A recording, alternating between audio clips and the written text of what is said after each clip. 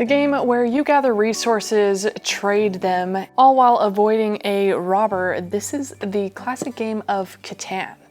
In today's video, we're going to go through how to play Catan, including how to set it up, gameplay, rules, as well as stay to the very end because I have a few house rules that I think you're really going to enjoy.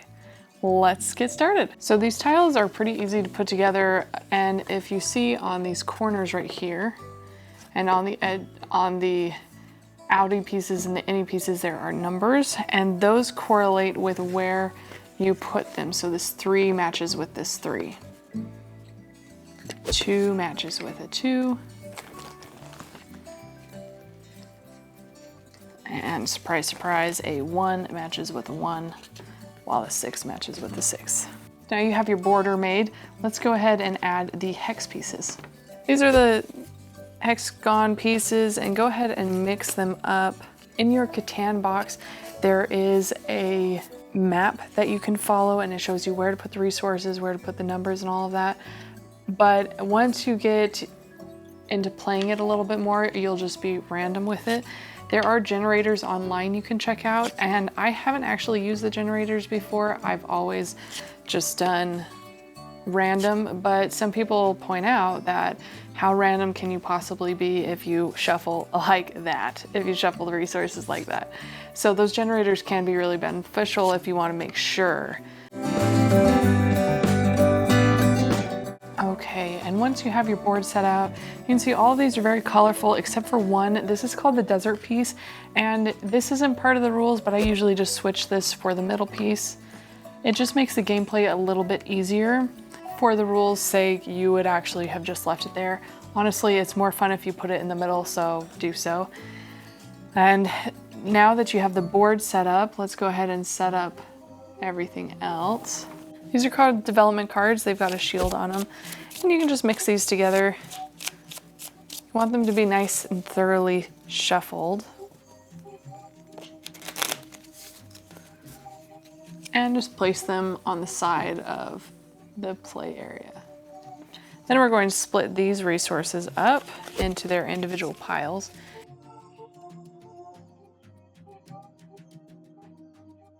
Then you've got player pieces. Okay, these are white, you can't really see those, so I'm just gonna use these 3. So I've got this white tablecloth. Might as well not use white, right?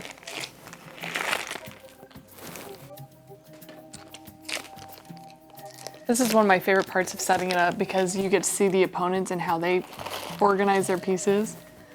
I like just dumping them out of the bag and leaving them, but most people will line them up and make them pretty. It's kind of fun to see how different people do things. Then you're gonna place this gray piece, it's called the robber, in the center piece. Hand out building cards to the players based on their color. So you see blue buildings, they get a blue card. Red buildings get a red card. And then there are 2 additional cards. Longest road and largest army. And these can be placed at the side as well, and they don't come into play till later. Then you have these number cards. So on one side you have numbers, and on the other side you have letters. I'm gonna flip all of them over onto the letters. And in alphabetical order, we're going to go ahead and line up.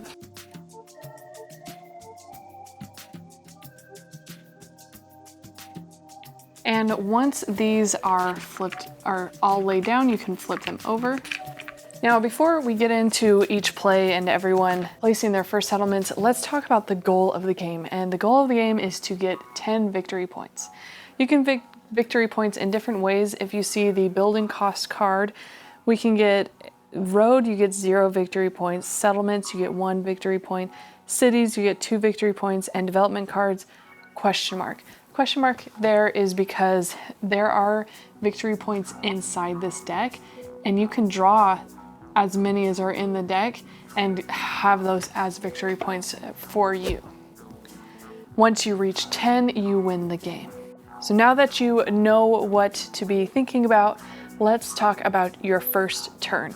So everyone's going to roll the dice to see who goes first. See, this is orange gets 4, blue gets 2, and red gets 4. Okay, orange Reroll 4 and 5. Okay, so orange got 5, they got the highest number, they get to go first. That means they get to place their settlement first. There is strategy to this, but that's for a different video, so check out my placement strategy video if you're curious about that. And I'm just going to go ahead and be random with it. You can place your house and then you place one road. Then clockwise, the next person gets to go. So blue just gets to place a house and they get to place a road. And red, place a house and then a road. And once everyone's gone through once, it then repeats the process going in a counterclockwise position. So red gets to go again. This one and a road. Place a house and a road. Orange, place a house and a road. And now that everyone has placed their settlements, it's time for you to gather your first starting resources. So orange, for example, gets a wheat, sheep, wood, brick, ore, and sheep. And we do the same process, everyone does that. Now that everyone has their starting resources, it is time to get started with actual gameplay. All right, so each turn goes like this. You take the dice and you roll it, and whatever the dice lands on is the number that you look at here. For example, this is 6 and 6, so it's 12.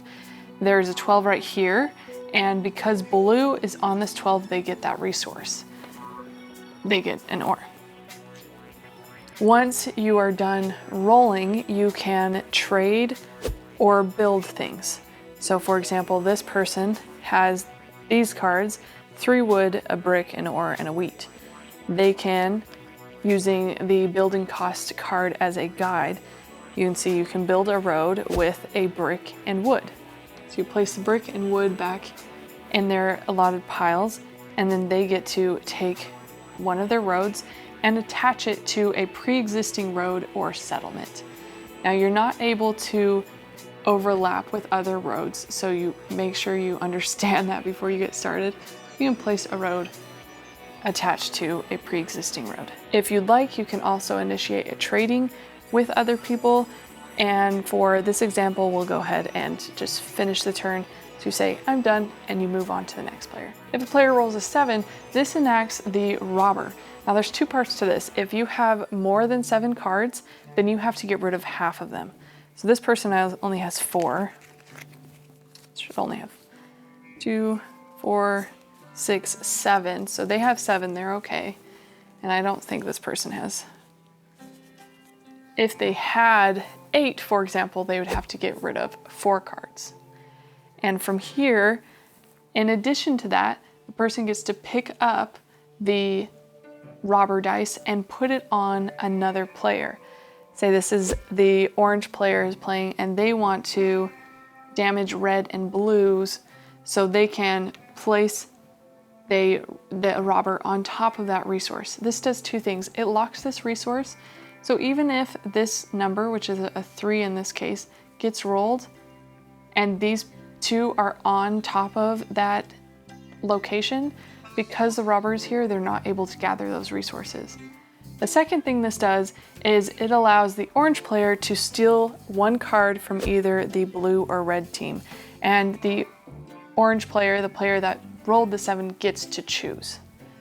So you don't have to show your cards, but you can place them face down and you just fan them out.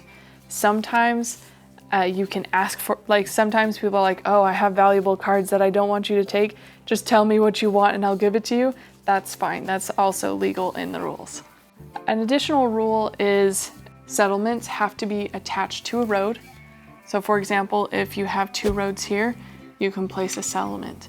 However, if you have a road, 1 road, and so there's a house within 1 road's distance from you, that is against the rules. Even if it was like this, you still are 1 road away from another player, so you cannot place your settlement there. You do have to have a road leading up to your settlement. You can't just place it wherever you want. there does need to be a road that follows you there. Another cool thing that you can do with Catan is if you have a bunch of one resource, for example, if I had 4 wood in my hand, I could trade these 4 wood for one of these resources just by putting it back, and I can take the resource that I want. Another thing is if you're on a port, which are indicated by these boats, each port tells you something different. For example, this has a question mark, 3 for 1. It means if you had 3 resources of one type, like this person, for example, has 3 ore, they can trade 3 ore for whatever they want if they were on the port. If you are on one of these where it shows you like 2 for 1 for ore, say we had a settlement here, you can do this 2 for 1, so you take 2 ore and you can trade it for another resource. So you've built a settlement. You can upgrade those settlements to a city by paying the allotted cost. So a city costs wheat and 3 ore. So you pay the wheat and 3 ore, then you can replace one of your existing settlements with a city. The great thing about cities is if someone rolls an 11, for example, this location gets you 2 of the brick. And in this particular situation, we have a city and a settlement. So if someone rolled an 11, this person would get 3 brick. In this case, if someone rolled a 12, they would get 4 ore. As for all these smaller houses, they get, if there was an 11, this one gets 1 wood, this red gets 1 wood if 11 is rolled. As for development cards, that's what these are. And as you can see on the building card, if you pay a wheat, sheep, and ore, you can take a development card. Development cards tell you what they are. So this one is a knight, move the robber, steal 1 resource from the owner of the settlement or city adjacent to the robber's new hex. Now you can't play this on the same turn that you take it, but you can just place it face down near or in your pile, and then on your next turn you can play it. You can also hold onto it for later turns as well. There are different strategies for getting development cards, as there are multiple types of cards. Monopoly, which allows you to take all of the cards of one type from every player out in the game. There's one card where it gives you a victory point, where if you're only 1 victory point away, you can reveal it and that be your 10th. And you can get 4 victory points from that deck. So there's some benefits to having development cards. You have these cards, which do exactly what they say. Longest road, this card goes to the player with the longest road of at least 5 segments. Another player who builds a longer road takes this card. Or if you have the longest road, you get 2 victory points with that. Largest army is the first player to play 3 knight cards gets this card. Another who plays more knight cards takes this card. So this person who had drawn a development card, if they had 2 more knights, then they would also get to have this in their arsenal. So that's 2 additional victory points. Now let's talk about some fun house rules. You know how there's a 12 and a 2 on the board? There's only 1 of each and they don't get rolled very often. Well, one of my favorite house rules that a friend introduced me to was if you roll a 12, even the 2 and the 12 get something. If you roll a 2, then the 2 and 12 get something. So it just adds it a little bit more likelihood that you're going to be on a 2, especially for games that have really important, valuable resources with a 12 or a 2. It's a fun way to increase the likelihood of getting resources if you're on that place. Another one is with using the robber. If you roll a 7, instead of placing it on your enemy's lines, you can just place it on an empty hex and gather the resource from that space. So you get what you want. A lot of times you get what you want without hurting anybody's feelings. Now, of course, we're not too worried about hurting other people's feelings when it comes to winning, right? But this is a great way to get wood. It's pretty much a guaranteed way to get wood if you want wood. or it's a guaranteed way to get sheep if you want sheep. However, if someone is on that resource, it doesn't matter if you want a card from them, they're your only chance, your only choice. So if you want to take advantage of this house rule, then find a resource that doesn't have any buildings on it and target them. And that sums it up for how to play Catan and some fun house rules. I hope you enjoyed it. If it was helpful, please give us a thumbs up. And if you have recommendations or house rules, please leave them in the comments below. I love seeing house rules, and I know the community will too. Thanks again for watching the video, and please subscribe to my channel. Enjoy playing Catan.